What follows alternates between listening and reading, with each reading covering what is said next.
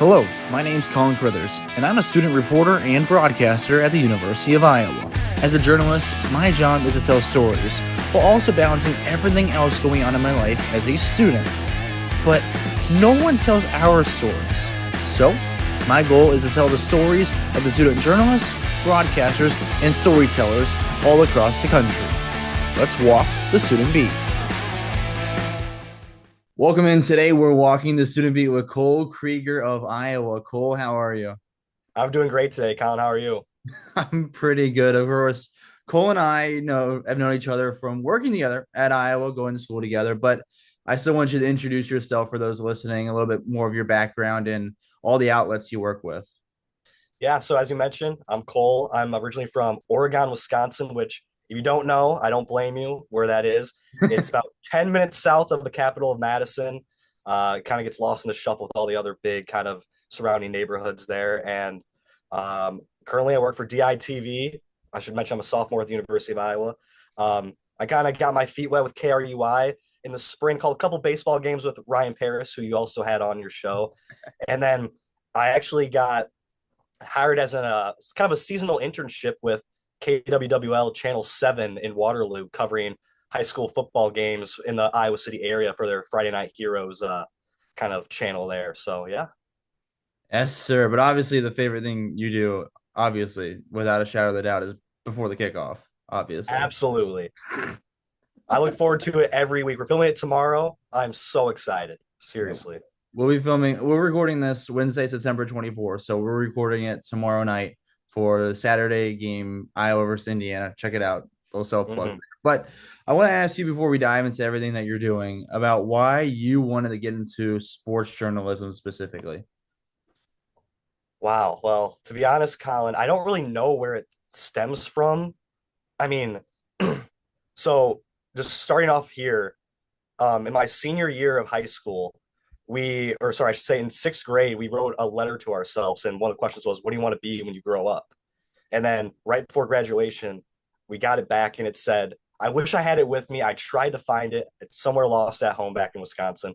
And it said, write for the Minnesota Vikings or write for ESPN. So I didn't really say journalism, but I was on the right track. So pretty much since sixth grade, I wanted to work in sports media. That's kind of my path. And it kind of just stems from, I think, growing up in a household that just revolved around sports. My dad, in my entire life, has coached four varsity sports, not at the same time. My brother, who's my hero in my life, played a year of college football. He was a quarterback for a high school football team.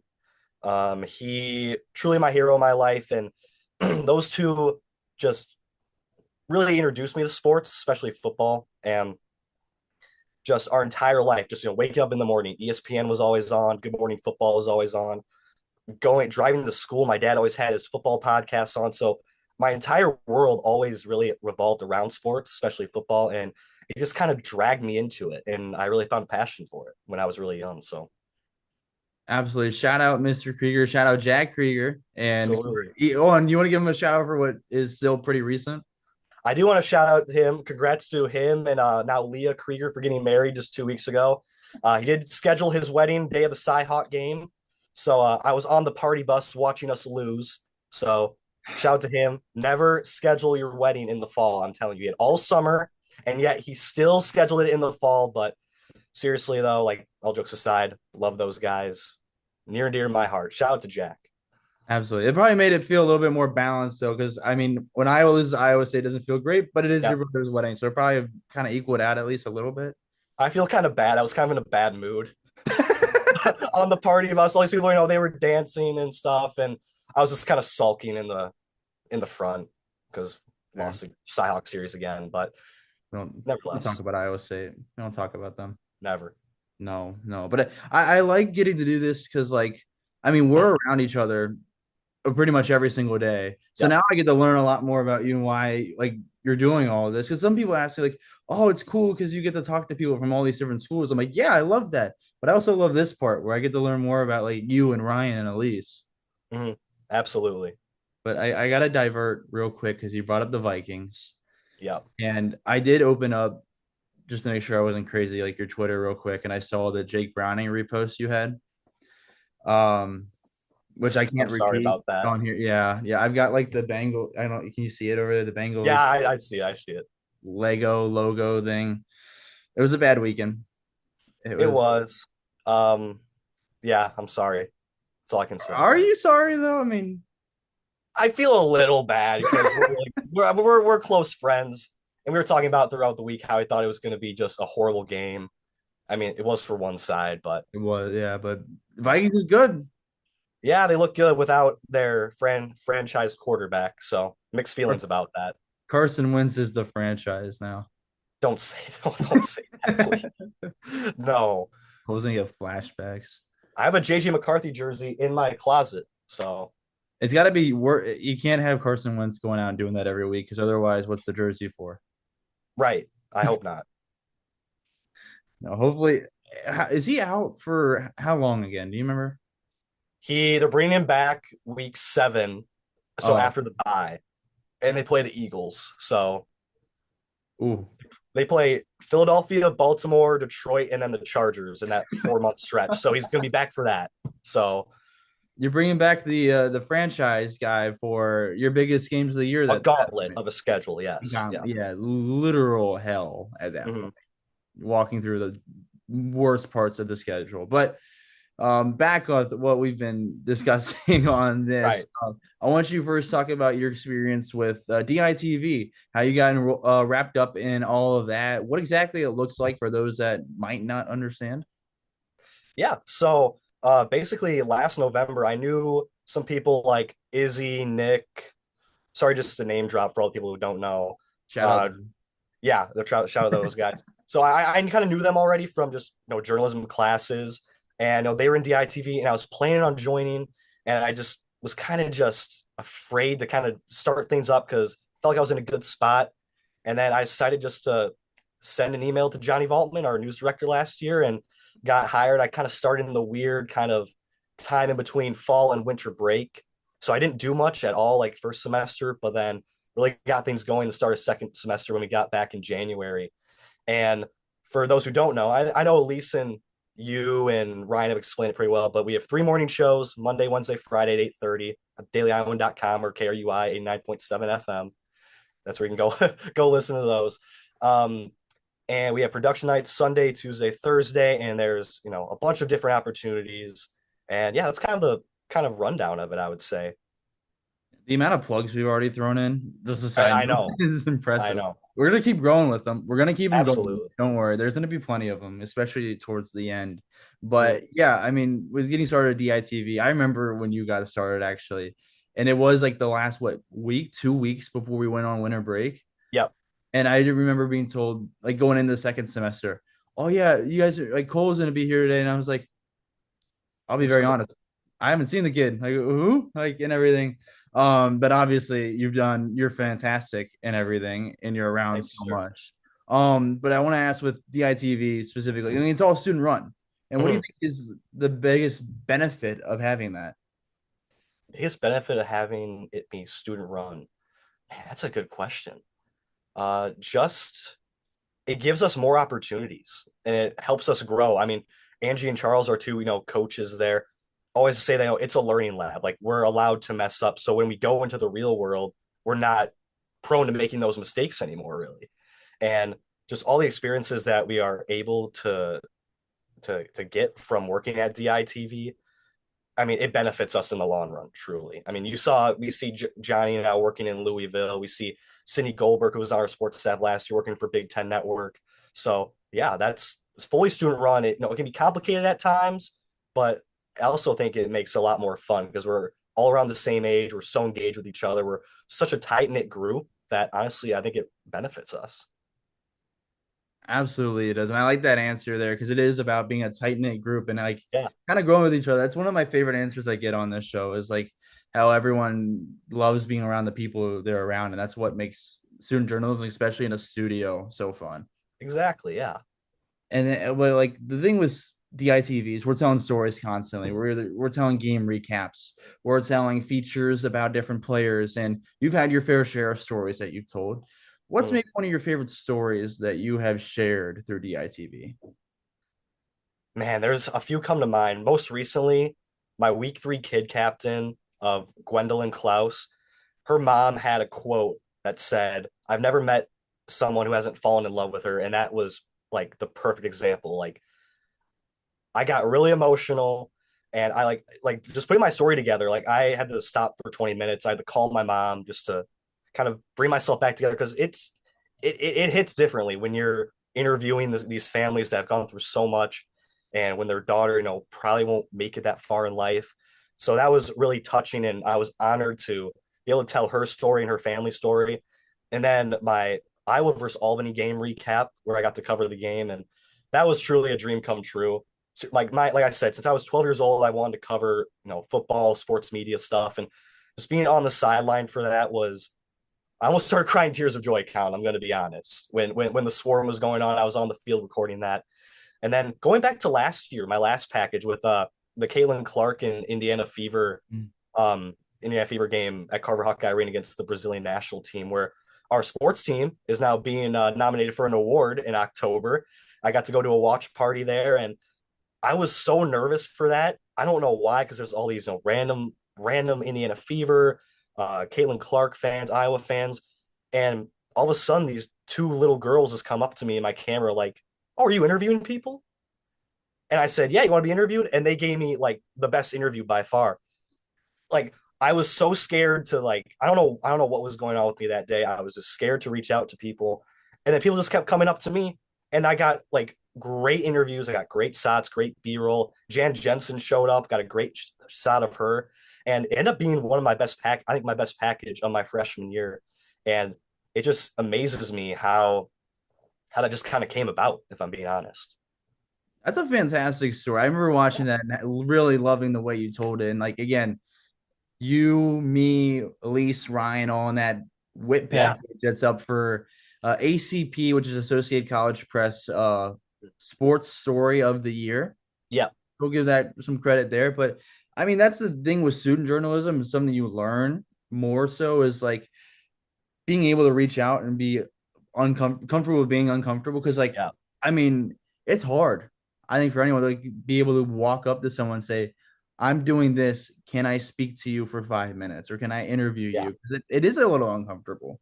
Yeah, especially when they're just enjoying their time at this watch party, and like here comes this little old freshman journalist, like tapping on people's shoulders. No, but seriously, I got like 7 or 8 great interviews that day from people of all ages.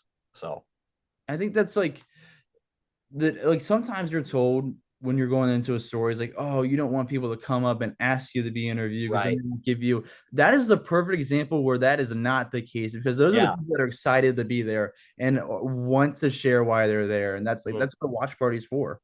Yeah, and some of them even end up going to the game Mm. afterwards. They were just there just to kind of to kind of start off the game, a pregame a little bit, and and then they just like the excitement on these little kids' faces. It just brought true joy to me, and that made the package that much easier and more fun to tell.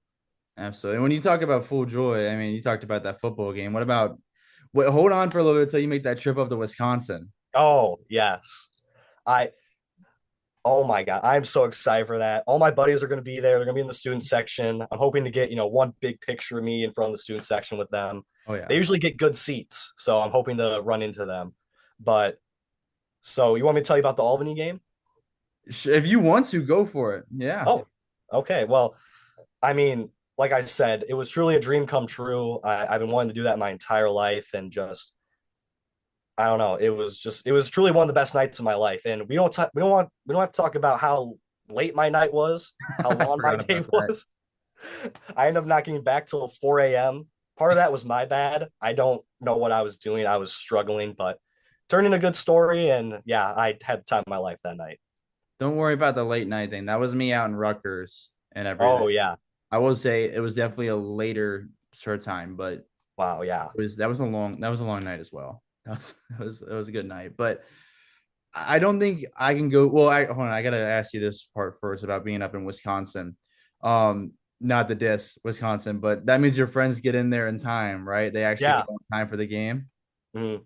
Because you see, everyone knows about the pictures, like with the student section and everything, Oh yeah. go up until like the second quarter or midway through the first.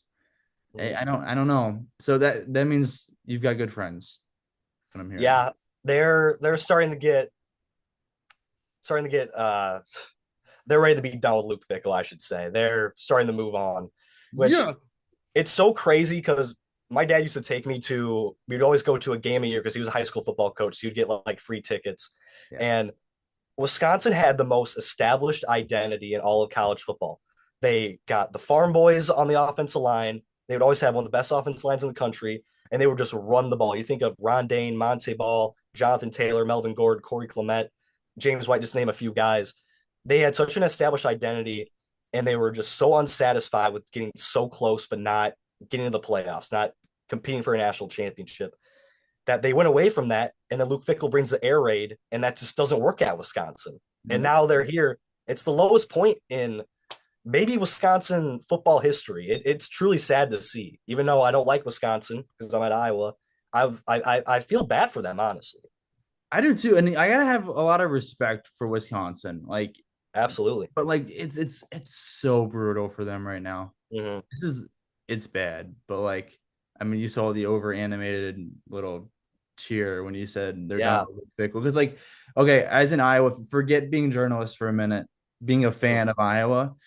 It's nice to be Wisconsin, but out there. It But absolutely is. like I am not a fan of Luke Fickle at all, and I don't know if you understand that saga at all. But Well, I know the Cincinnati connection, so I wonder if that has something to do with it. do you know?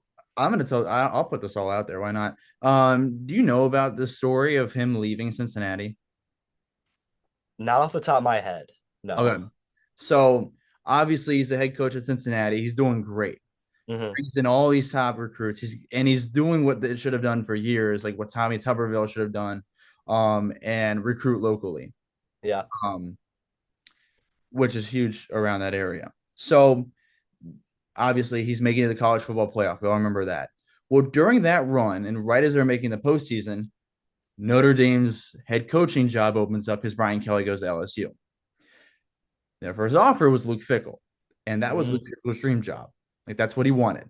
really? He turned it down at the moment because he wanted to finish out the postseason. He was like, I do not want to take another job and take away my players' like attention Sure. from me doing to another job. So they didn't wait, and they decided to go give the job to Marcus Freeman, obviously the head coach now, who was the defensive coordinator at UC. So he was the defensive coordinator at Cincinnati. Here's where things are kind of like off record, but like everyone knows that Luke Fickle got jealous of him. It was obvious, which I mean, fair. I mean, I gotta give him Yeah. that's fair.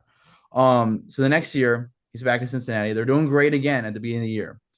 Well, mid-season they knew that who's Wisconsin's old coach again? Remind me. I'm All blanking. Chris. Yes, they knew they were done with him, which Yeah. was that was crazy. But um, they decided to reach out to Luke Fickle, who was the hot name for any team at the time, and he took the job. Wow. Not publicly, because it was still mid-season. But this was like the last 2 weeks of the season, I should say. So, and you can, if you go back and watch those games, you can see it because they're undefeated, and then they just blow these games that should not have been tough for them. And then Cincinnati still makes the American Championship game, and they lose disgusting fashion. You see like the final drives of like the final game of the year, and really the American Championship game. You watch the final drive, and the players are out there, like quarterbacks out there trying to like look over the sideline, look for plays, Yeah. and the coaching staff is just sitting there. Luke Fickle's just there, and they have to call their own plays, and obviously it didn't go well. And Wow. as soon as that like week was over, he was in Wisconsin. Game was Wow. over. He was in Wisconsin. He coached with Wisconsin in their bowl game. Um, and it was bad enough to where he had a son on Cincinnati's team at the time, right? Hmm. And I mean, he was solid, but he was mostly there because his dad was there and everything. Right. Like that's why he stuck with Cincinnati at the time. Right. And he decided not to follow his dad to Wisconsin and literally posted publicly that he was like upset. He's like, I will not follow him. I can't believe you left and Oh my everything. God. He was livid. But that's the Luke Fickle saga with Cincinnati. So he was like a hero there, but I don't think he's ever welcomed back in that city I because did not know that. he trashed that place on the way out. Had players out of the way. Like and that obviously that program's been horrible since Cincinnati football. Yeah, They've had some decent talent. They've got some good talent right now, but like they're not great at all. And I'm not like I'm not like, oh yeah, I darn Cincinnati. Like I'll cheer for him and everything since I'm from there, but I'm not like mm, butthurt over it. It's yeah, just sure. kind of crazy. Yeah, that's I didn't realize. Also, I didn't realize Marcus Freeman came from Cincinnati. That's where I never yeah. realized that. Huh. He was defensive coordinator there. Wow. And I think everyone knew he was going to take a head coaching job because he was incredible with the Yeah. that defense. Because that was the defense that had like Sauce Gardner and everything. If you remember that defense, and that was Yeah. they were Ivan loaded. Pace. Ivan Pace, Corey. I Yep. mean, they were loaded. Which I mean, you would know half of the UC defense at that time because they're all in the Minnesota practice squad right now. I all I know is Ivan Pace. Pace, Corey Kiner, Oh yeah, they just signed Kiner. Desmond Ritter. I mean, he's not on the defense, but I forgot we signed Desmond Ritter. That's that's on me. crazy. That's on me. I forgot about that. No, you're good. Well, that like just happened though. Yeah, So, last and week. again, practice squad. So it's not like the front of your mind. You're worried about Carson Wentz and JJ McCarthy right now for obvious Right. reasons. So I'll give you that. I'll give you that. But no, Hmm. that's the Luke Fickle saga. Um, that's wild. That is. Yeah, no, I was telling that story to Brad the other day actually when we were on our flight back from Rutgers. Um, just to throw a little shout out to Brad Schultz out there on the Prince side of the Daily Island. Shout out Um, Brad. Another shout out. Shout out Brad. He'll probably everyone that we're shouting out, probably, including Brad, will probably be on the show at some point. Also, just Gotta have Brad on. of course, I was telling him I'd have him on. I'm just gonna space it out a little bit, but he's coming on the show 100%. That'll be a fun episode. I'll get him talking about the Bears and just see where it goes. I'll probably take up 30 minutes, Yeah, I could talk for like an hour about the Bears. probably, which fine by me because I'm gonna. I mean, I'll go ahead and tell you this already is that because you're not a Bears fan, but um for BTK tomorrow night, I'm gonna. Oh, I forgot to do that, but I'm going to throw in a little Bears joke to my recap. Um, All right. it'll be beautiful. Just know that it's happening. But you also brought up like the kid captain story, and I think at Iowa we can't really pass up this opportunity because it's very unique at Iowa. Yeah. One of the top traditions in college football is the wave, but with that also comes the kid captains. And obviously the kid captain was the tradition first, but we have a unique opportunity to tell stories in sports about those type of kids. And I mean, they are very touching and everything. But I want to ask you, why do you feel like it's important to tell those stories, especially as student journalists at Iowa compared to anywhere else? Well, for me, it gives us, I mean, like you said, us in sports, we get to tell the stories. It's gives us a different taste of journalism. Instead of, game recaps, feature stories with athletes, it's telling these inspiring stories through Hawkeye football, but also through the university and the children's hospital. And I mean, they're connected with the players. They go to the kid captain practices. They go to not media day. I'm blanking on what it is exactly. The kid practice. I mentioned it, and they're just like you said, touching stories that we get to put out there, and we really get to, you know, I'm starting to get a little emotional right now, just thinking about it. Seriously, just I don't know. Yeah, just Because they're all great people too. They're all great. exactly. And the more you do some of them, the more like I've met some of those families now after doing it. Yeah, It's a lot, but it it hits hard. really does. Like, Some of the stuff they go through. and well, you mentioned a different taste of journalism, a different Hmm. angle of journalism. Why is that important to have under your belt? It's good to have variety because I was talking to Charles, one of our coaches, about this yesterday. Is that sports is very specific in the way you tell stories, like game recaps and feature stories, but news is told a lot different. And then these kick captain stories, fall on another branch of journalism where it's touching, it's heartwarming, it's emotional, it's supposed to get you in your feels. It's good to have different areas of storytelling under your belt. So when you go in the real world, you have all this in front of you. Absolutely, it is. And again, that's why we tell the stories. That's why they're nice. And Mhm. I mean, I don't want to use the word fun in a way of telling those stories. They're Right. just they're yeah. I don't want to use the word fun as in like, oh, it's happy to tell stories about kids who are sick and not doing. But it is so rewarding It makes you feel good. to be Yeah, able to share the story of someone who absolutely deserves it. exactly. 100%. It's hard to find the words with some of those, It, but it, it is. I was especially when you're struggling doing there it, for a especially when moment. you're like actually telling the story. Yeah. No, and the first one with Gwendolyn week 3 for the UMass, I was struggling to compact all this information because there's so much that's going on with her and her family throughout her entire 7 years of her life. It's hard to put it all into a minute 30 to 2 minute package. I was struggling to kind of cut it all down because there's so much important information in these really touching and kind of awe-inspiring stories. And that was one of the hardest things for me too, off the bat when I was doing like my first few Kid Captain stories. I Yeah. should is there is so much you can tell, but Hmm. getting to the meat of what the story is, getting the Right. juice, like this is who this person is. Hmm. Um, I think you learn a lot out of it. I think personally, it's helped me tell other stories as well. Yeah. And then you've also mentioned we talked about DITV, but getting a little taste of KRUI as well. So Mhm. I'll bring up again for those who are unfamiliar what KRUI is and some of the stuff you've done there. Yeah, so KRUI is our student radio station here at the University of Iowa. They, I've actually never been in the studio, but we do have a studio in our union, in our Memorial Union.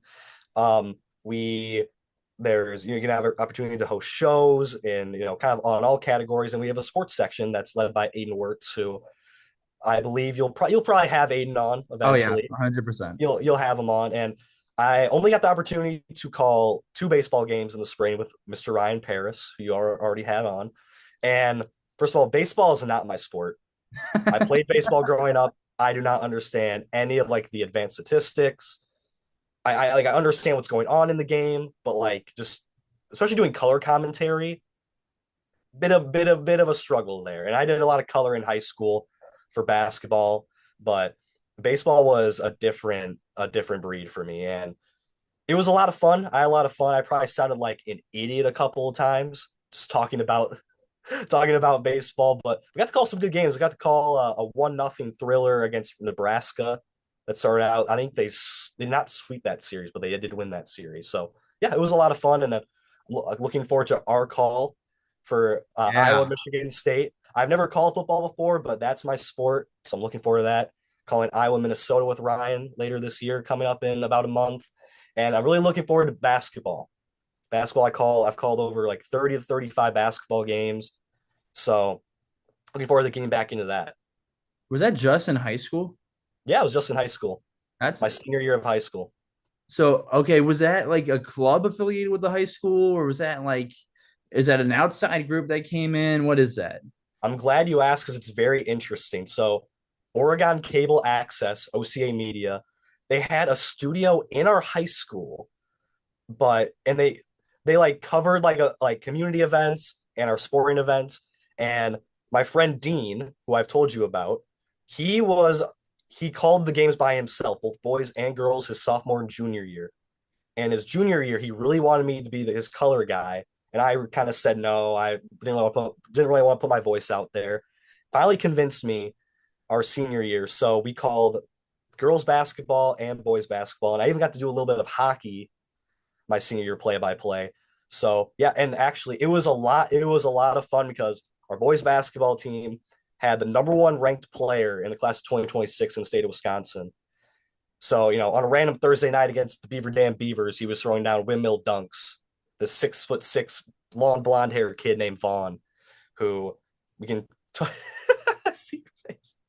I know, I know. I'll have to show you this kid after our call, but we're friends with his older brother Reese. We graduated with him, and Vaughn now he has offers from Bama, Ole Miss, Iowa, Wisconsin, Marquette, Syracuse. So he's the real deal. And then our girls team went 24-0 in the regular season. So those were fun games to call. I guess I've never told you this. And then they end up losing in the state semifinal off of some kind of stupid stuff that we can get into if you want. Do you want to relive it though? Is my question. I mean, if you want me to get into it, I would be happy to. Go. I mean, go for it. Why not? Okay, so yeah, so OCA Media, we call boys and girls basketball. So some nights we would have two or three home games that we would call on like a Tuesday, Thursday, Friday, or maybe even a Saturday game in there. And our girls basketball team was 24-0. Uh, obviously, Badger Large Conference champs. And the way they seeded it that year was very different. They had the top three teams in their section. It was like determined like before the regular season, like which teams are in like which like bracket. I know it's really weird. So we were the one seed. Arrowhead was the two seed. Then the three seed was Verona, which Taylor Stremlow played for, Iowa guard. She's a sophomore. That's fine. And we ended up losing to Arrowhead in the state semifinal. So they didn't make it to state, and they were 27-0 at one point. So kind of unfortunate, but it was a cool ride. Seriously, for the 1 year I did it, we had some great calls, especially with the kind of with Vaughn on the boys team and the girls team that was undefeated. So we were riding the hype train, as Dean said during one call. So Strong Wisconsin basketball. It sounds like. yeah, actually, um, it was really funny because our girls team we didn't really have any like D1 or D2 athletes. They were just a very solid, well coached team and just played team basketball. They played Tegan Mulaney's team, another Mm. sophomore girls basketball player, and they like shut her down, embarrassed her. I think she had like less than 10 points. So that was they had some we had some really good calls that year. I'm gonna It was cool. get you. I'm gonna get you an interview with Mulaney now, and I'm gonna have you bring that up. Like they made you look silly out there. I've actually been thinking about interviewing her or Stremlo because they're both from the Madison area. Go, you should. I think that'd be a good story too. Like I actually just serious, that'd be a good I just story. don't know what angle I would approach with it. Studs from Madison. I don't know. We'll figure something out. They're worth it. They're worth an interview. Definitely They're worth it. good about everything. But Yeah. I've always hockey sounds interesting to me. I've never called hockey. Um, but that's something I would love to try at some point. Mhm. Hockey's tough because it's so fast paced. And I was alone for the call, so I was, just lone play by play. I filled in for the regular guys. I don't never found out why they missed it like 3 or 4 games, but called 4 games there.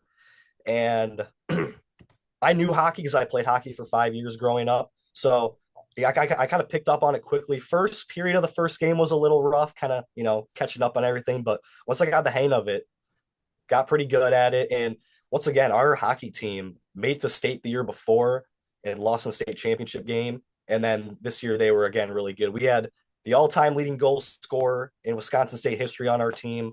So that was fun to call. So we had a lot of really good athletes at my high school that, helped out with our calls truly.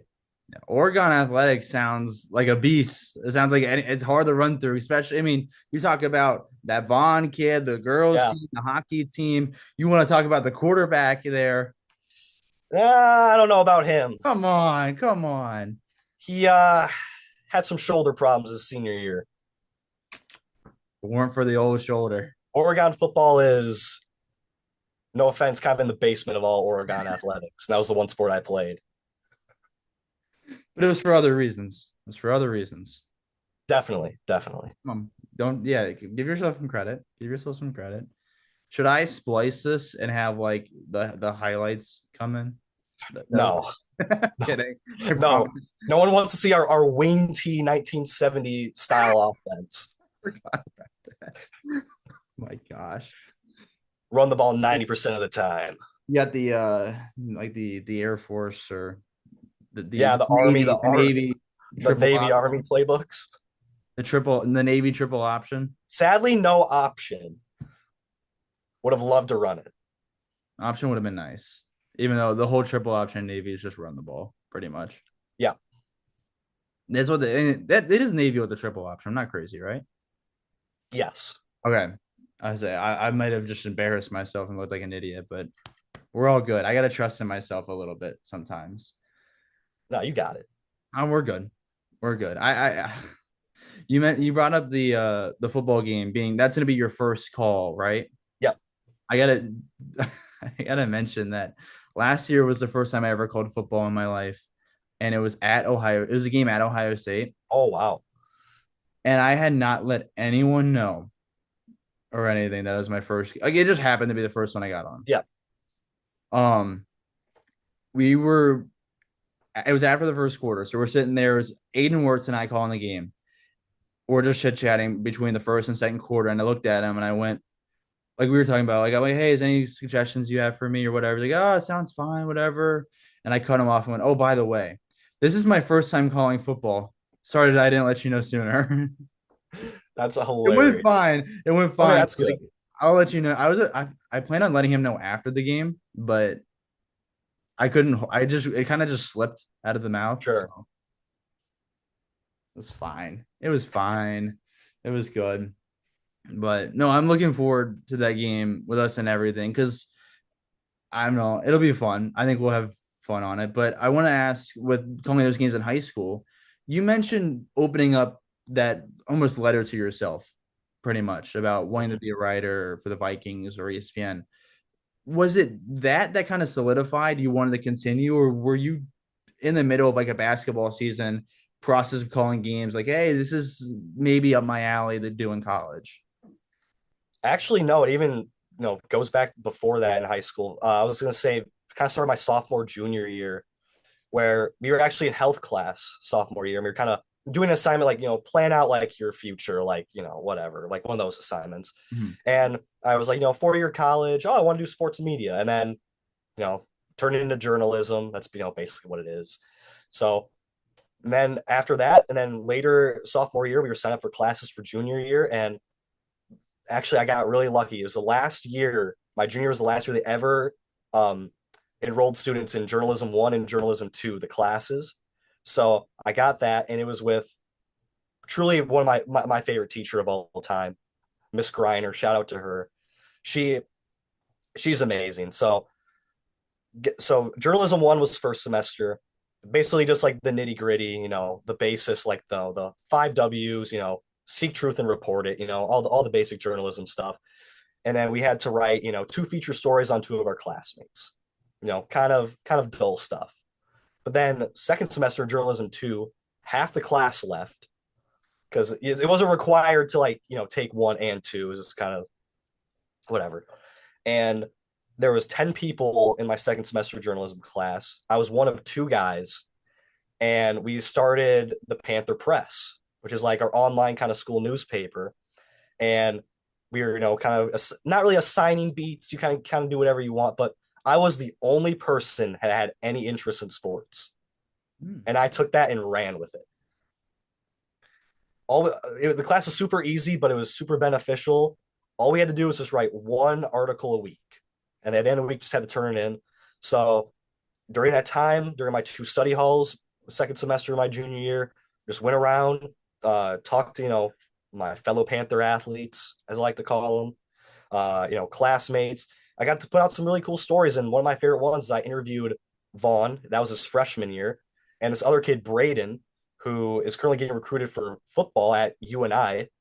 So, and they were two freshmen over like 6'5" playing varsity football and basketball. And that was like, not never really seen it at our high school. Vaughn just played basketball. Braden Hermsdorf was my scout team tight end my junior year and was on the varsity basketball team. So I got to, write about them, about being freshmen on the varsity team. That was truly probably my favorite article I ever wrote, and it was my first one. And sometimes it's right off the bat what your thoughts are. You're not Yeah, thinking too much. That is your best piece of work. yeah. Is And that what? then, sorry, you go. No, you go for it. Go for it. Okay, well then in that journalism class, I met another person that has truly benefited me so much, Mr. Tynan. To this day, I think they set it up, Miss Griner, Miss Tynan. Mr. Tynan walked in, never talked to him. He comes up to me with a microphone in the middle of class. He's like, "I want you to hold this." He gives it to me. I'm holding. He's like, "Do you feel powerful?" I'm like, Sure. Like, yeah, I mean, sure. And then he was kind of like the head of Panther Radio, or like kind of school radio station. He's like, I want to, beef up Panther Radio. I want to make it a weekly thing. I want you to do a sports segment for us because I like your writing. So I would have weekly, just 1 minute to 2 minute kind of sports recaps of Oregon high school sports. I end up doing both Oregon sports and no national sports, all the national stuff, college, NFL, baseball, hockey, basketball. And then through that, I met another person, Mr. Rogers, who was who was the leader of our Panther Vision team. I know creative names, just mascot, and that was our school TV station. And then at the time, Panther Vision just had two anchors. They were both seniors, and they just hosted the entire show. So they did, announcements, lunch menu, sports, you name it. He's like, I want you to be our sports anchor. So then the last 3 semesters of my high school career, I was the sports anchor for Panther Vision. And that's kind of how I started in TV. See, this is making a lot more sense why you're so good at Iowa now. This is making a lot more sense. I laugh I when you did a said lot in high school. Yeah. yeah, I laugh when you said Mr. Rogers because okay, the similarities between your guys' mascot was the Panthers in high school. Our high school mascot was the Panthers. You had Mr. Rogers, and one of my like journalism teachers was Mr. Rogers. That's No now way. our version of Mr. Rogers. So you said that, I was like, this is getting crazy now. That's We're insane. lined up. And you like the creative name was it Panther? What was it? Panther Vision. Panther Vision. Okay, it's still a little bit more creative. Like our name Yeah. was the high school name was Elder, so it's Elder News Network. So like not Okay. much more creative, but Yeah. And then Panther Vision, I would have 2 segments a week. Um, and we would have a 5 to 7 minute show, and it would play for 5 minutes during fourth period or whatever. So I got to do some interviews with some coaches. We had a Hall of Fame coach retire for track and field who I got to interview. Got to do a lot of really cool stuff. So that was kind of my start into it. it's a great experience to get in high school, and it's fun because Yeah, you kind of have like little. You don't really have a leash in high school. You kind of just get free no, roam with stuff. exactly.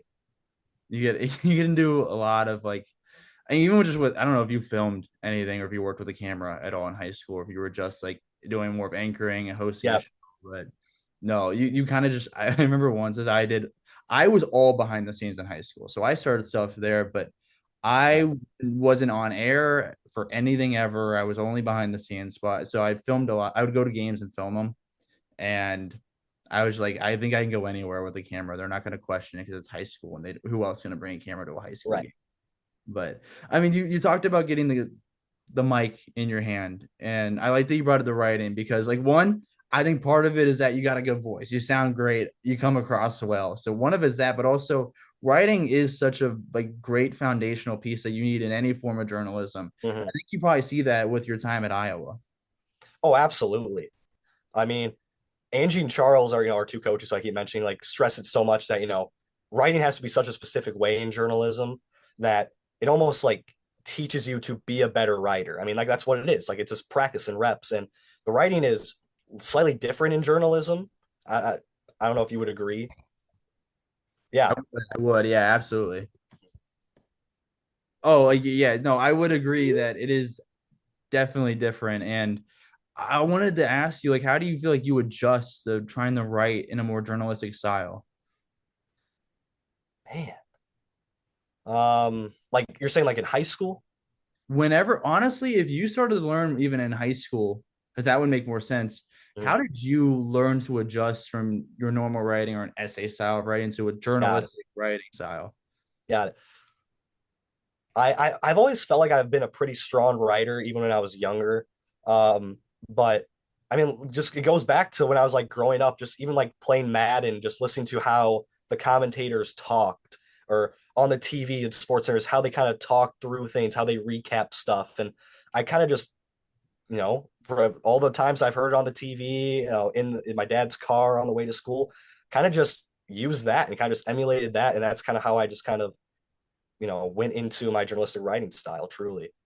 No, that makes sense. That makes sense. And that's pretty much what it is. That's how I mean, Yeah. I will admit I'm not the greatest writer in the world at all, but like I just basically like, oh, this is how I feel like it would sound on TV when I'm hearing it. All for the Exactly. Yeah. works in TV, so Yeah. that's pretty much how I do it as well. Yeah. No, you took the words right out of my mouth. Exactly. So, I mean, however it sounds, I think it would sound best. I'm gonna try my best to emulate that. But I mean, it sounds like you had a great foundation for journalism in high school. You built the bricks there, and then you go off to Iowa, you're crushing everything, and that's why it led to a pretty cool experience with KWWL as well. If you want to dive into that. Yeah. So randomly, just one day in July, I got a message on LinkedIn from someone on the marketing team at KWWL Channel 7 in Waterloo. And she said, our sports director, Rick Coleman, who's a great guy, I actually saw him at the football game back in August. And she said that he wants to, yeah, he really liked my reel, all the stuff I posted on LinkedIn, and that he just wanted to chat. I'm like, sure. Like, why not? So we called for about 15, 20 minutes, and he offered me an opportunity just to cover high school football games. So all I do is I work one night a week. Monday or Tuesday of the week, they release the schedule. They send me, tell me what game I'm going to, go to the game, and basically just cover the game. I spend one half there because the show start Friday Night Heroes is the show, I should say, and it starts at 10:30 Friday night. So it's a late show, and most high school football games end at 9 or 9:30. I gotta run back home, gotta get my laptop out, put my SD card and all of that, and I gotta put a story together. So usually I only stay till halftime, drive home, and then put my story together, and then I send it in, and then they have the final score afterwards after my package because I sent it off back to Rick in the studio. So I've truly enjoyed it. The first game was a bit rough, had some camera issues, had to kind of work through that. And then I saw Rick the next day. He was very nice about it. So, but the last few times I've really liked how my packages have turned out. What's different about telling high school football stories than the stories that you tell with Iowa athletics, whether it's Iowa football, Iowa volleyball, Iowa basketball? What's the separation there? Hmm, that's a really good question. I have to think about this one for a second, Colin. Or maybe rather, what's the addition? Like, what do you kind of add on to what Yeah. you've been doing? Like, how does it kind of almost add to your like your portfolio of what you've done? High school football is there's a lot more, you can have a lot more fun with it, I think. Obviously, like you still need to be a professional, on screen, but college football is so specific. Like you need to, you need to be a professional. You have the press conferences, you have the coaches' interviews, you have the media scrum. And while football, you can kind of play around with it a little bit. Like I in my second package, the high school Alburnett returned the opening kickoff for a touchdown. I did the he could go all the way. Like something like that. So you can have a little more fun with it. You can get some more cool shots of, the student sections, the fans. You can play around with it a little more, essentially. You can be more creative with it. And not saying you can't be creative with the Iowa packages, but and I don't want to say like you want to be less professional, but sorry, you can You, play around with you, it a little more. Yeah, you can have fun with every single like your exactly. script and your stand ups and Yep, everything. But you mentioned you're there for a half of the yep. game, right? And for some people, they think, oh, but what about the second half? You're not there to see the second half. Does it ever really deter how you tell a story just by not being there in the second half? It definitely could be. I have not experienced that so far. The three games I've covered have actually all been blowouts. I think it's been 30-0, 59-21, and like 40-7 or something. So I haven't missed much. It's usually one team has a big lead at halftime, and then I just send it back to Rick in the studio in my stand up, and then he's like, "Yeah, nothing really changed much here, Cole. As this team dominated the other team." So it definitely can, like absolutely, but so far I have not experienced that. And the nice thing for people that they might not realize too when they listen to this is that that's not just a you thing. Like they're not telling, hey, you're a kid in college, only go for a half and go over this Yeah, game. That's what they do in those local stations at a professional yeah. level. And not just for high school football, for high school basketball, for a lot of just sports in general. They're there for only so long. Yeah, no, at the Iowa Albany game, Rick, who, is the director at KWWL. He didn't even come out for the second half. I don't think he was in the media room putting his story together because they got to get it out. They're on a time schedule. Hard time, and they got to get it in. So respect to them. And I would love to stay for the full game, but there's just a bit of a time crunch. Absolutely. I've only been on some of those a few times, and I didn't have to put together a story even. So I got lucky, Yeah. but I just had to put together footage from games. Mhm. And only one time did it become really difficult because it was our high school baseball team was playing at Great American Ballpark, home of Cincinnati Reds, for those unfamiliar. But please, Lord, make the playoffs, even though it's not looking pretty right now. Maybe when this releases, it'll look a little better. But anyways, they were playing there against a team, and it was a 1-0, 0-0 ball game pretty much the entire time. And they were a little delayed from a game in front of them. So I'm putting together this footage, and as I'm hitting submit, like 15 minutes, 10 minutes before it's due, all of a sudden we start scoring again. And it's like at this point, like you can't put anything else in. It might have been like 3 minutes actually. I'm trying to give myself more credit. I think it was like 3 minutes before the deadline. Yeah. But, and thankfully I didn't have to do this. So I just had to give them footage so they could do a voiceover. But still, it's tough. It can be tough, especially with this. It deadline. is. I mean, in my first package, Iowa City West was the underdog against Iowa City High, and they were winning 13-0 at halftime. So I'm like, I think City High could maybe come back here. So when I sent it back to the studio, I said, football is always a tale of two halves. I'll send it back to you. So it's kind of leaving it open even is definitely a possibility, but they end up winning 30-0. So How strong? Okay, so we're both not from Iowa City. I'm unfamiliar with. Is that a really strong rivalry? Did you get a sense of that when you were at that game? it was they play for a trophy. It's called Oh yes. the Battle for the Little Boot. I was really upset because Rick said that the trophy was going to be out on City High's sideline because they won it the last 3 years, and it was nowhere to be found. I was going to do my stand up in front of it, and I couldn't because it wasn't there. Why not have it out? Why not at least like Yeah, show it usually it off? was out apparently, and it wasn't that night. That's horrible. You know what? And they won. They got it back though. Yep, City West got it back. They have a couple Iowa commits. You know what? You know what? Just for not having it out, not wanting to show it off and have a little. Exactly. That's bragging rights. You know what? They should have Yeah, lost it. They should have lost yeah, it. they deserve to win that for not presenting it out. I don't know anyone on either side, so I can just go for it. I don't like. I barely know the teams. I'll be honest. I think I've got a friend who's like an assistant coach with City West, City High. I don't know which one, but he's helping out coach somewhere. I could ask him again, but so maybe I would hope that his team won, but I don't know. So whoever they didn't show off the trophy, they don't deserve to have it. Exactly. That's my story. I'm running with it. I agree with that. Don't change my narrative. Don't change my narrative. I also wanted to bring up, and you'll love this. You host a podcast of your own. If you want to talk about that real quick, I want to give your co-host a little love too. So Yeah, so me and my friend Jake Stevens, who we met on our dorm floor last year, started a podcast. What are you laughing about? I don't know.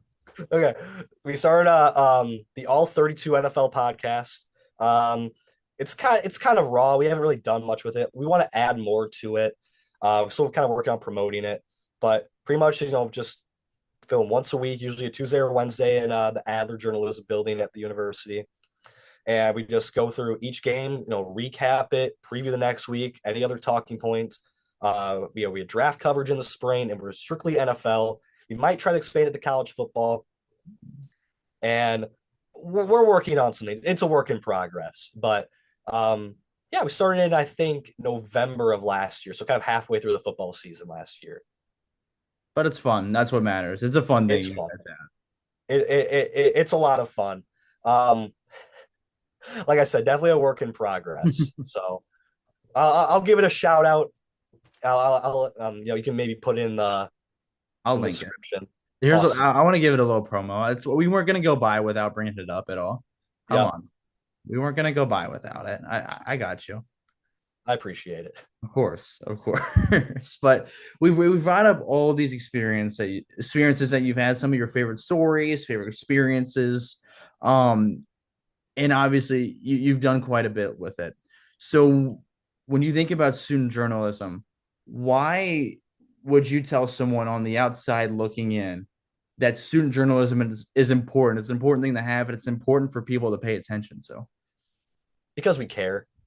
And also, I don't know if people realize this, but we're in the press conferences with all the professionals. We interview the players with the professionals at all the, media outlets, where we talk to the coaches, we talk to the players. We do everything that they do. All the professionals have been in the industry for 20 to 30 years. We're there with them.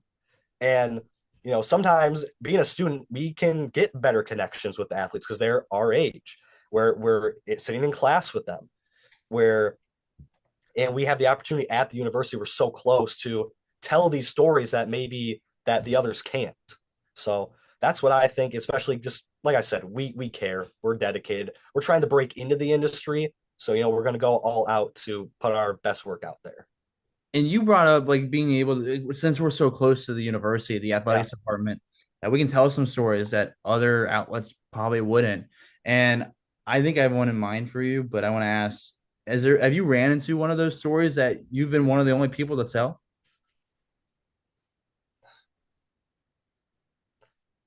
It's slipping my mind. I think you have something like one of my former stories. I can't think of it right now.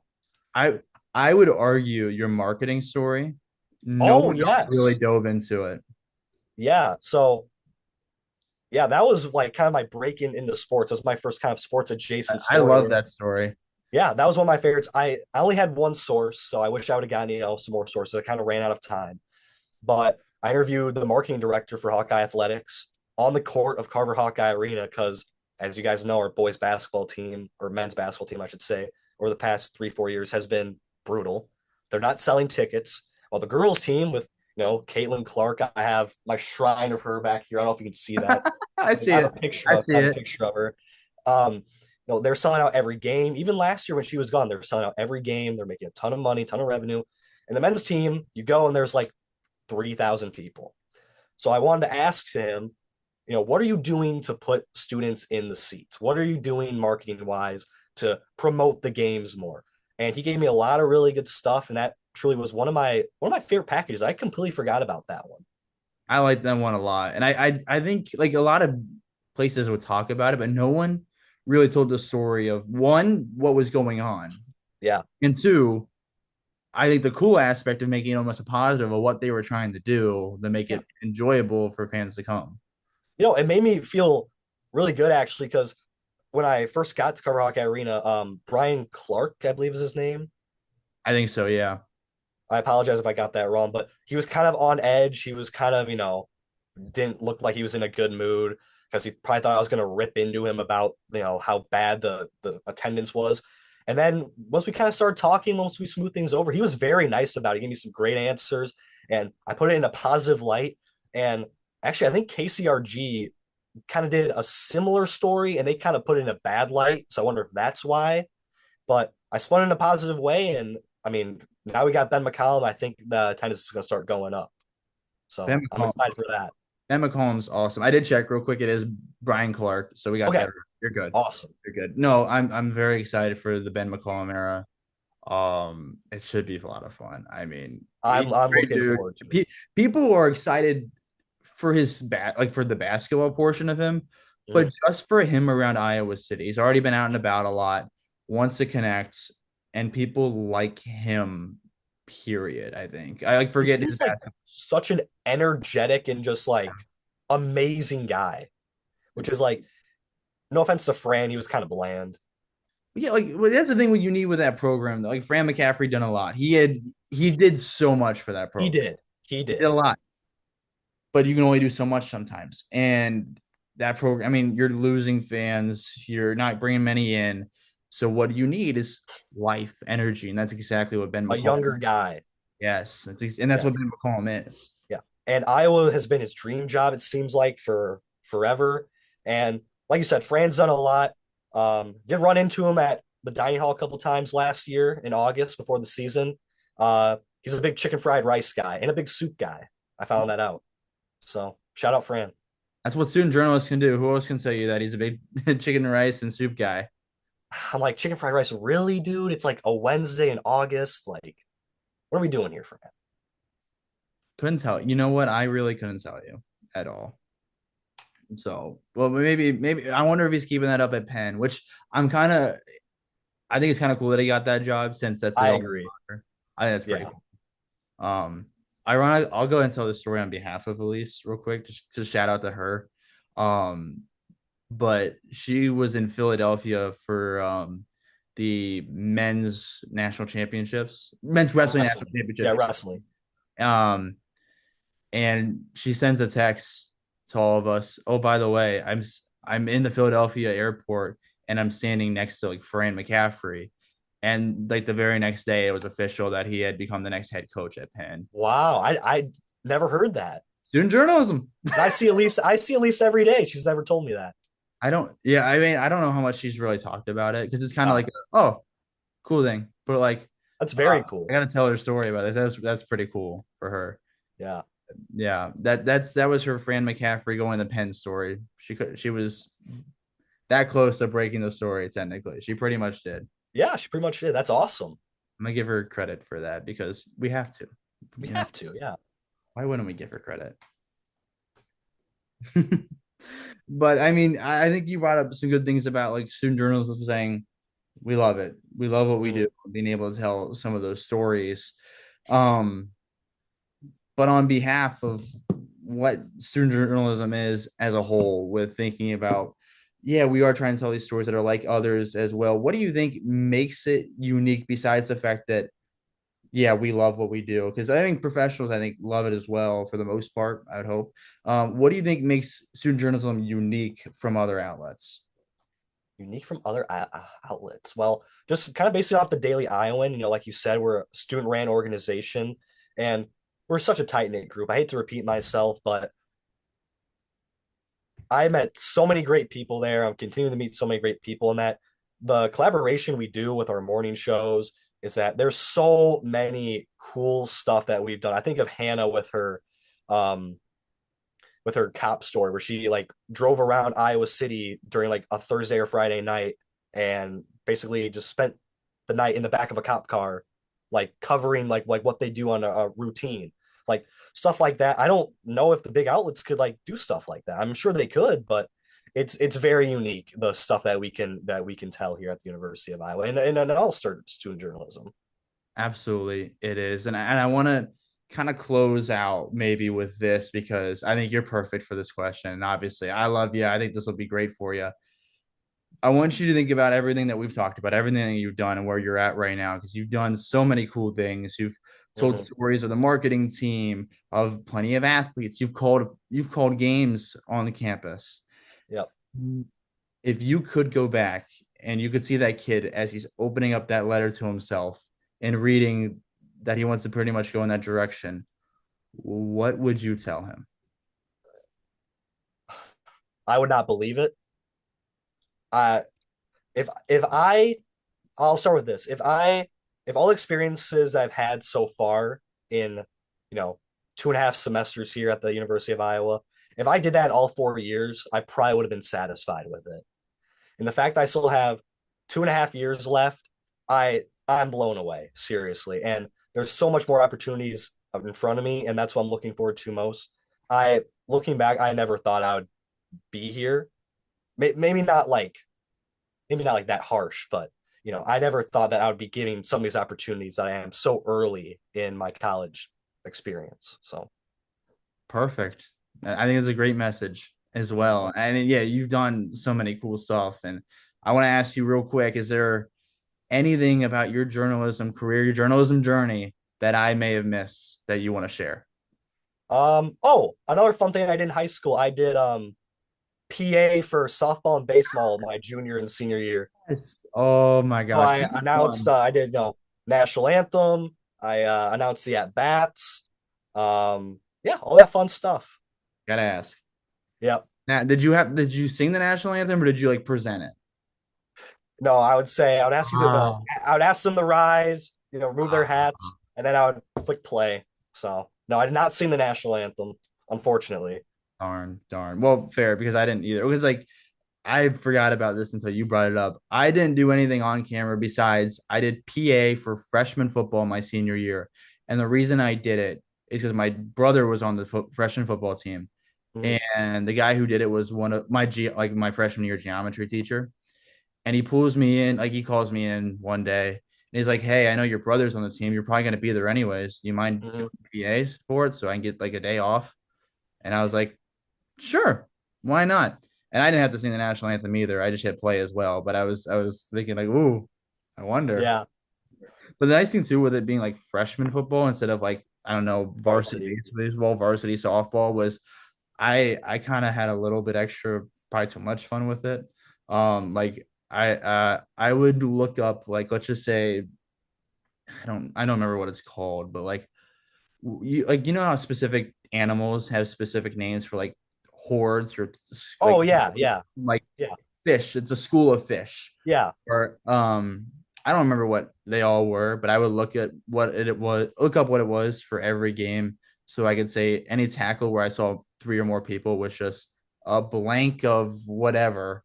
Sure. Um, or like I remember one time my brother's team was getting killed by like a rival school, and I said it Moeller a lot, Elder not a lot over the PA. No, I didn't know. No one cared.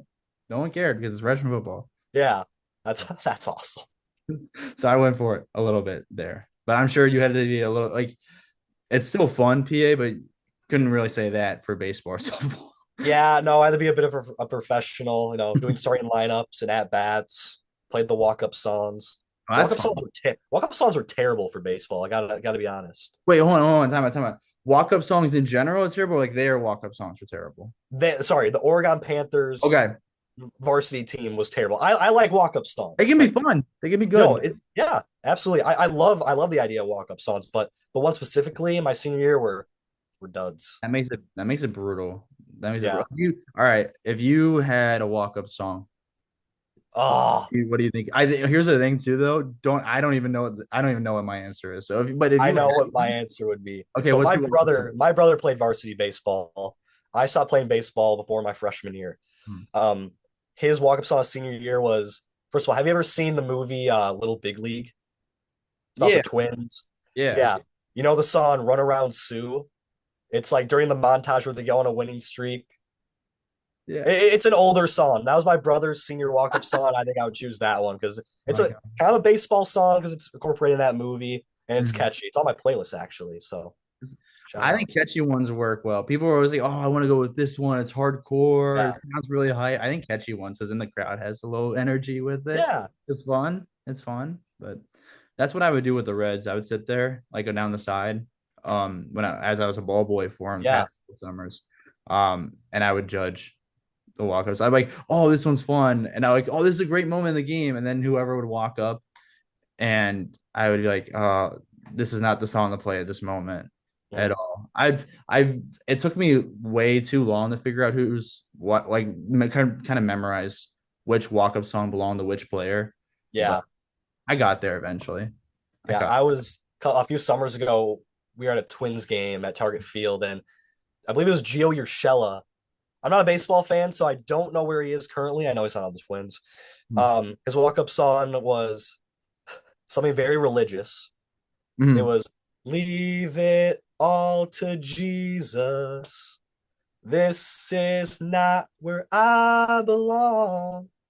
It was a banger. I'm not gonna lie. I liked it. It was just it was just different. It was So very different. No, Gio yeah. Urshela is currently with the A's, Okay. and I don't think I think okay.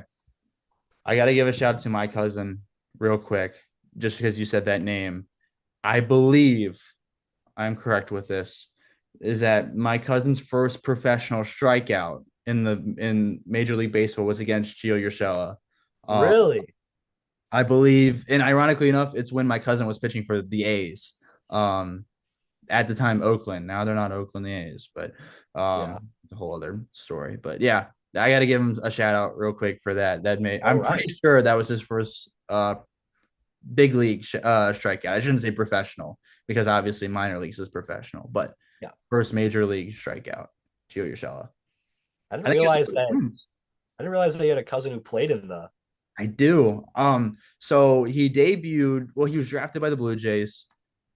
Okay? You're not a big baseball guy, but for those listening, the Matt Chapman trade when he was traded from the A's to the Blue Jays, when the A's were dumping everyone, this was kind of a bigger trade at the time. The Blue Jays returned 4 prospects to the A's, and he was one of them.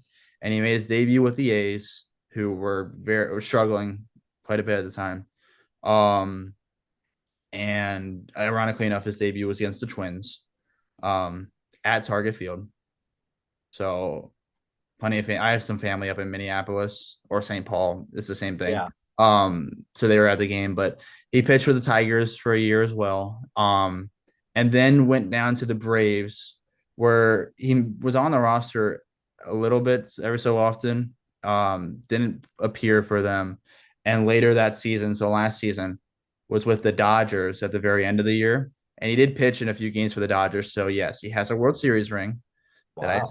I've seen pictures of it, but I haven't seen it in person yet. I don't know if he's seen it in person yet either because he's currently playing in Korea. Okay. I think at this point his wife has brought it out to him, but like she was the first one to see it. So and she was the only one to have it for a while because when they get the rings and everything, it's already the next baseball season, and he's Yeah. playing over in Korea, which is like a 14-hour flight away. So Right. Right. and you're not going to ship it over there. I don't know if she brought it to him, but oh well. Either way, that's that's Hopefully you my got it. that's my he's seen pictures at the very least and Yeah. everything. But yeah, no, he appeared in a few games, has a ring. Joel Keller is very happy about that. Yeah. Shout out Joel. Joel Keller. I texted him today about well, I was in the process of texting him last night after the Diamondbacks beat the Dodgers and saying I was not happy about it, but I'm gonna be honest, I fell asleep mid text, so I texted him today uh about like I need the Dodgers to clutch up, which is not really cool because that means they're cheering for the Dodgers, but I can say that now. He's not on my cousin is on the Dodgers right now. But if he is back on the Dodgers, I'll cheer for him. So we'll see. We'll see. But We'll see. whatever happens, he's doing great over there. But I'm wishing him some luck. I gotta give him some love while we're talking about him, obviously. But I want to give you a chance to go and give a little bit of some love to yourself, a little bit of self promo. We've done enough. We've done plenty of shout outs. Give yourself a shout out and where people can go check out some of your work and see what you've been up to.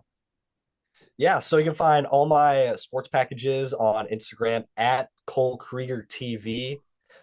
Give it a follow. Need some more followers on there. You can also find all my work also at thedailyiowan.com. Type my name, Cole Krieger, all my stuff will pop up. Twitter at I believe it'll be below me, but Yeah. at Kriegs9 if you want to see all my Vikings rants, all my Viking content and Iowa content, go there. Yeah, I think that's about it. Yeah, again, I'll make sure to link everything I can. And if you send me whatever you want linked, like I'll link specific stories and everything as well.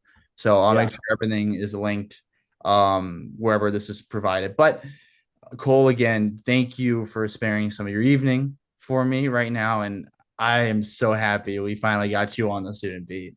Yeah, no, thank you. I've been looking forward to it. Seriously. Love There. being on. I'm Well, sad yeah, that it's again, over. I know. Well, I mean, part twos are a thing. You know what? Yeah, we can't close. You know what? Actually, we can't close out without that. We can't go for it. Go for it. Without what? We make so many 6-7 jokes that it's bad. In the studio, Ryan and I just have a field day with it. It's so niche. If someone says 600, 700, 67, it's bad. It's really bad. It's taking over the studio. At this point, it is truly flinch like an abused dog for me. Like I was in class and I heard my professor say something, and this was a day where I was walking in right as class was starting, and all the seats were taken up, so I had to sit like in not like okay. When you hear the front, you think like a front row. Yeah. No, my desk was turned like pretty much like right next to the professor's desk, and I was facing everyone. So when he said it, I went like this, just naturally, Yeah.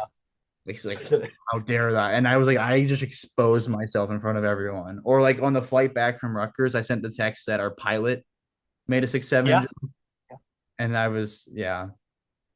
I had a professor first day of class this semester. Hey guys, how's everyone's first week going? 6, 7. It was bad. And then literally yesterday in class, one of our professors said, the word twice, and I'm like looking over at Ryan, like slowly trying to get his attention, and Ryan, it flew over his head. I can't believe this is happening on the student beat right now. By the way, was this Oates? By the way, It was Oates, yeah. He didn't mean to make a joke. He just said like 1967 or oh something. yeah. No, I half of them aren't like even on okay, I don't think half of them are on purpose, but No, I it's just that number is just like it will never be the same anymore.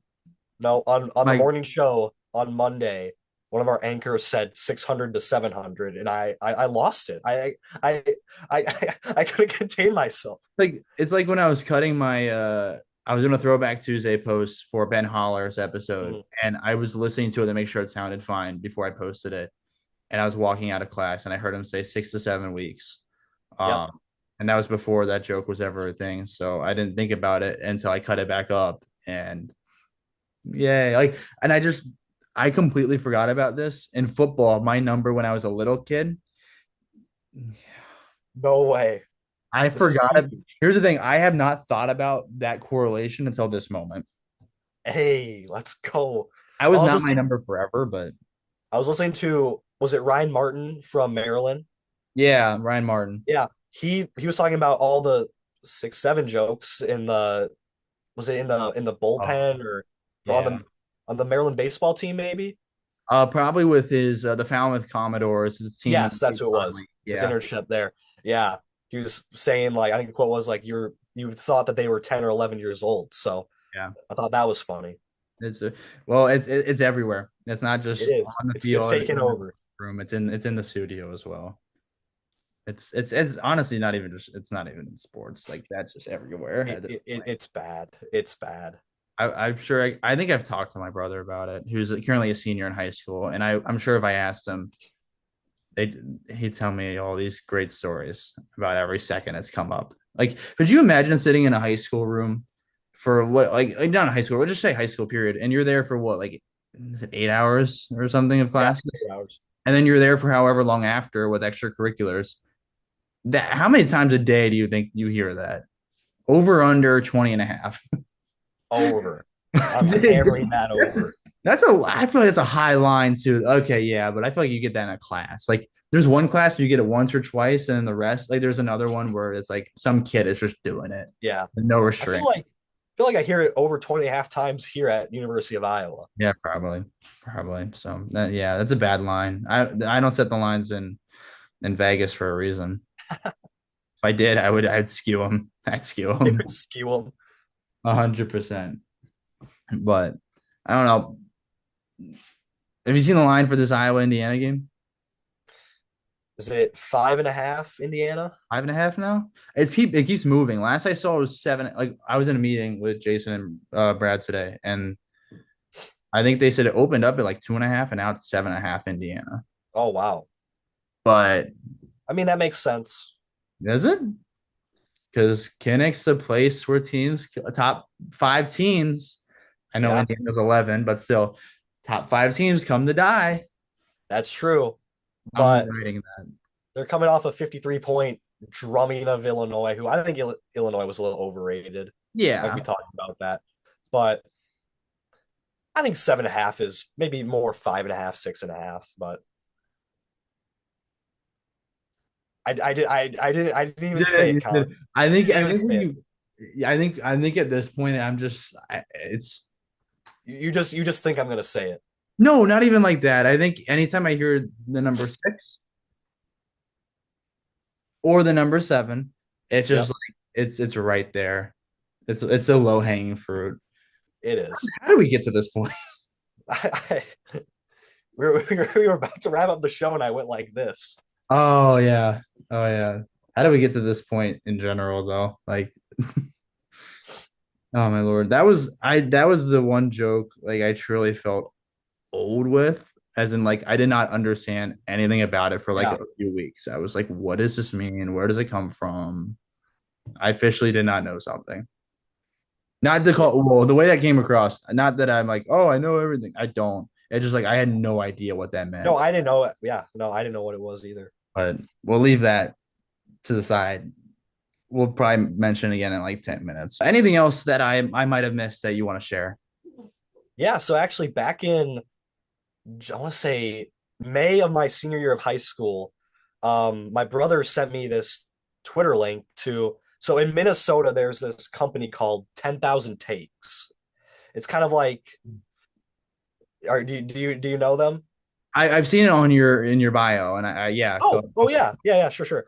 So it's kind of like maybe not satire, but it's not like true like journalism. And they had a blog, and they were hiring bloggers, and they just send us in a submission. So that was the point where the Timberwolves they just swept the Suns in the 2024 playoffs. It was their first series win in like over 2 decades, and they're playing the defending champs, the Denver Nuggets. And my blog that I wrote was 5 ways that the Timberwolves, 5 things the Timberwolves need to do in order to upset the Nuggets in the second round. And I had fun with it. One of it because their head coach like tore his meniscus on the sideline in the Phoenix series. So yeah, so he was like coaching from like behind the bench, and then Micah Nori, their assistant coach, had to kind of step in and kind of be like the active head coach. And I'm like, you need to keep him safe at all costs. Need to put him in a knee brace, stuff like that. Just saying dumb stuff. And I got an email back from them saying like, we would love to interview you and hire you on as a blogger in June. So about maybe a month later, interviewed with them, absolutely hit it off with these guys, and I started a blog, and I just had to write one blog a week, and start off with new college football game, Minnesota Timberwolves stuff, Viking stuff. It was all Minnesota sports based, and it was opinionated. You can kind of just do whatever you want with it. They just post everything. Some of the stuff that they posted was kind of like just like stupid crap. Once the Viking season started, and the Vikings, were expected to not be very good. Sam Darnold as our quarterback. They just kept winning and winning and winning. So I just started making these dumb kind of like 3 bold predictions for Vikings Falcons, Vikings Bears, Vikings Packers, and I would predict the games every week, and it got a lot of views. And actually at the quarterly meeting back in January of this year, I actually wrote the second most blogs for the company. So quick little, don't want to toot my own horn or Oh, anything. do it. Come on. Yeah, just a little pat on my back. Yeah. And they kind of shouted me out in like this meeting of like 30 or 40 people on Zoom. So that was really cool. And unfortunately, I loved it. Seriously, it was like one of the highlights of my week, first semester. This is before I joined DITV, I should say. And then unfortunately, like right as I was joining DITV, they sent a long text message saying like our company is they don't pay, they're not like a full-time company yet. It's not a full-time job for these people. They're kind of doing it on their own time. Um, and they said like, yeah, we're kind of running out of funds and we're gonna cancel the blog. So all my I was really disappointed. All my stuff just vanished from the internet. So don't know where you can get them. I think I have them like my drafts on like Google Docs or something. But What on to those? yeah, I'm holding on to those. But that was really fun. And then they still kept me around. And now I help run their 10,000 Howls, their Twitter and social media for their Timberwolves page with a couple other guys. 2 of them go to the University of Minnesota. That's Will and Evan. And then a couple other guys are professionals. One of them is a TV broadcaster in I want to say the St. Cloud area, which is in more northern Minnesota. So that's a very cool opportunity I was given. Really wish the blog was still available because I would have loved to have fun with that. But yeah, that was another kind of outlet I was able to work for. It's a beautiful mesh between journalism, telling stories, but like being a fan, just like Yeah, giving oh, your absolutely. fandom through that. I was so biased, like seriously. In journalism, you don't want to show your biases. I think I picked the Vikings every single week. Have to. I mean, they were winning it like, every game. They went 14-3 last year. But no, that was a lot of fun. And I kind of stepped away from it a little bit. I still do a little bit on their Twitter for the Timberwolves, but it's mostly the other guys who run it. I kind of just, go in every once in a while. We tried to like go live after every game back in December, and that kind of fizzled out a little bit. So we're working on some stuff, but we'll see what happens with that. I think there's fun ideas in there as well. Like I like the 3 bold predictions per game thing. I'm gonna challenge you here with the rest of the Vikings season. What's a bold prediction for this season, or if you have a couple of them? Bold prediction for this season. Oh boy. I'm gonna challenge you to another one as well, but this first.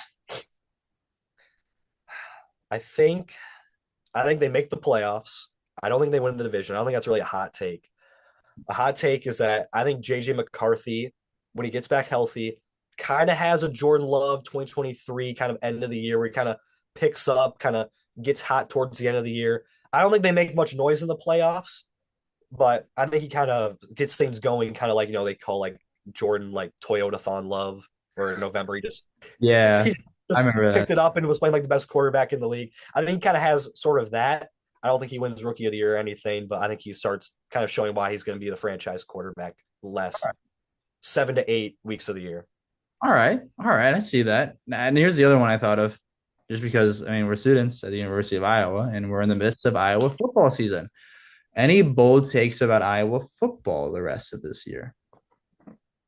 It's tough because just looking at their schedule, Colin, they play as of right now 3 top 11 teams all at home.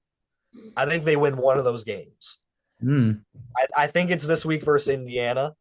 I mean, by the time this comes out, maybe they get blown out by 50. I mean, This will who be out on knows? Friday. This will be out before the I'll be out game. on Friday. All right, It'll be out on perfect. Friday. So we'll see. Another bold prediction is that I think Kamari Moulton really solidifies himself as the RB1 and gets over 1,000 yards. He's missed a couple games, but I think he really kind of fills that kind of Caleb Johnson role that he left behind, which is another story that actually I put out recently. Go check out The Stable by Cole Krieger. The stable. I love that, by the way. Yeah. But no, I like that Molten take a lot. You said you think the Indiana game is the one they win out of those 3. Did you pick them for BT? Oh no, it's Ryan that's picking Indiana, isn't it? Yeah. By the way, go check out before the kickoff where Cole, Ryan Paris, Elise Scan, and I host a show. We have a lot of fun, and I think all of our predictions are going to be fun this week. Oh, absolutely. I think we Mine, all have a creative idea for it. I'll tell you this. I mean, obviously this will be out after before the kickoff goes out. I'm Um, paying yeah, Will, sorry. I'm paying homage to my goat Lee Corso, and I'm doing something a little extra for my prediction this week. I love it. I love to hear that. Lee Corso is the Quoting him a goat. couple times. Shout out Lee. Shout out Lee Corso. Oh my gosh. Lee Corso is the best. Love him. Hell, I wrote his name down. Like I was a little kid. You didn't know many people in the world. They're like, right, who's your hero? Yeah. And they're like, list like 3 of them. Like, yeah, like dad, mom, um, this cool athlete, Lee Corso. Like, Yeah. who do you want to have? If you could have dinner with one person, that was the one I'd write his name down. Like, if you had dinner with one person, Lee Corso. I don't know why. That's a But I went great to it. pick. He's been around for so long. College football just revolves around him. Oh yeah. He's the grandfather of college football. Like Yeah. he was my childhood, just waiting to see what headgear is going to pick on. I mean, it makes sense they're not doing that anymore, but I'm going to miss that so much, I so know. much. I do you want to hear my idea for that for what I'm gonna do? Yeah, go I have ahead. to write it in. I've been behind, but I like if I were to win this game against Indiana, fans will storm the students will storm the field. Yeah. So I'm going to be the weatherman for my prediction. And I'm gonna put in the monitor like a forecast. I'm gonna make one tonight. Oh, And I'm gonna like, hey, look, there's a field storm brewing in Iowa City. Beware, or something like that. So that's what I'm oh my going with. God. And I love that idea. That's sick. I've been one, yeah. I think that one would be fun. It's the only time I do it because I'm not going to pick them to beat Penn State or Oregon. I'll tell you that right now. I don't think so either, unless I don't know, unless something changes in the next month or We've so. had people. I've had people on the show from both Oregon and Penn State. Maybe I do it just to be Right. annoying and send them a message like, guys, it's gonna be a 40-0 blowout. Iowa wins. Not that I don't have faith in them being good games. I just don't think Iowa prevails. But No, it's so tough, especially after that Cyhawk game and now having these three three juggernauts essentially come to town. no, but My 9-3 season prediction is not looking too good right now. it's still good. Like, because here's I mean, my thing it's with definitely still good, but also like Nebraska to end the year in Lincoln kind of worries me. Those are always low scoring, kind of, grinded out games. So here's my thing about the Cyhawk game. Because Iowa State had that week 0 game against Kansas State, had an extra game under their belt of preparation. Iowa State's good. Don't get me wrong. But yep, Iowa had one game going into that yep, and a few injuries, trying to find any rhythm with the offense still. Look at their game against Rutgers. yeah, Fluid offense for the most part. And I think yep. you can see that again, maybe. I mean, not as well this weekend as Indiana said a strong defense, especially their D line, but you like going through Wisconsin and everything else, they're going to have a lot more fluid offense, especially with Cormari Moulton's back. Reese Vandersee will be coming back for Wisconsin, it sounds like. Yeah. They have that sort of fluid offense against Iowa State. I'll throw it out there that I think they could have pulled it off in that specific game. If they were to play again right now, I'm not sure who would win that game. I think it would be it would be really competitive again. That'd be like a touchdown or two more on both sides. But I think that completely changed the game for Iowa in that. Oh, absolutely. And I mean, what you said about that whole Iowa State game kind of goes into my pick this week, where Iowa State got so lucky on that final drive. The two, well, I was not able to watch because I was waiting for the party bus at my brother's wedding. Again, we're taking pictures during that drive, but the whole tipped pass goes to another wide receiver. I think there was a penalty or some. I don't remember. I wasn't watching the game at that point. They got Um, so lucky, and then Kyler Karate hits another huge kick to end the game. I mean, they were in it the entire game. They just could not finish. like, and I'll say like the unbiased side of like, yeah, Iowa State got really lucky. Iowa got lucky with some like not with like flags and everything, and the fact of like, oh, that should not have been a call. Like, they got some lucky calls. It was like the timing of all the flags were very inconvenient for Yeah, Iowa State. So we got pretty lucky on a lot of those. and that muff punt was kind of 50-50. Yeah. The muff punt. Wow. Wow. I kind of forgot about that. Um, that was interesting because they It were doing was. that for a long time. And I was talking to a few reporters there, and we're all like, at this point, it has to stand. You've went Yeah. over it way too long and everything. And of course, on the jumbotron there, they're showing the same angle. Like they're going 2 frames back, 2 frames forward. So we're like, we're not even seeing anything at this point. And what killed them, I think, was I think they went 3-and-out on their first 3 drives. That just can't happen. No, that was yeah, I that don't was care who we were playing. That just can't happen. And then Iowa State capitalized on great field position, and they got up to an great. early lead. They never gave it back.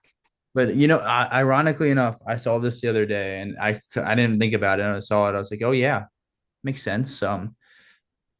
Mark Gronowski's only turnover this year was the interception in that game, and it was when, correct me if I'm wrong on the wide receiver, but I believe it was Keenwegian Yep. slipped. He Yep. slipped, You slipped. and that's his only turnover. Yep. It's pretty nice. It's pretty nice to watch some decent Yeah. quarterback play. But, Yeah. He hasn't been probably as good as I thought he was going to be. I mean, he's gotten better every week, which is good. It's mhm. very good. But he's playing mistake-free football, which I really like. Knock on wood. Great dude as well. Give him some love. But again, thank you so much for joining me here on the Student Beat, Cole. Absolutely. I enjoyed it. I'm sad that it's over. Seriously. I am too. This was great, and it's great to have you on, and share your experience. Absolutely. I love sharing my experience. Thank you again, Cole. Yeah. Thank you for listening to this episode of the Student Beat. Cole is such an amazing guy, so I suggest with everything I have that you go check out as much of his work as you possibly can. You just gotta see the amount of talent that he has. And if you want to stay up to date with this podcast, you should follow me on Twitter at C_Crothers33, or you can follow the podcast on Instagram, TikTok, and Twitter at The Student Beat. We just walked The Student Beat. I'll see you next week for a brand new episode.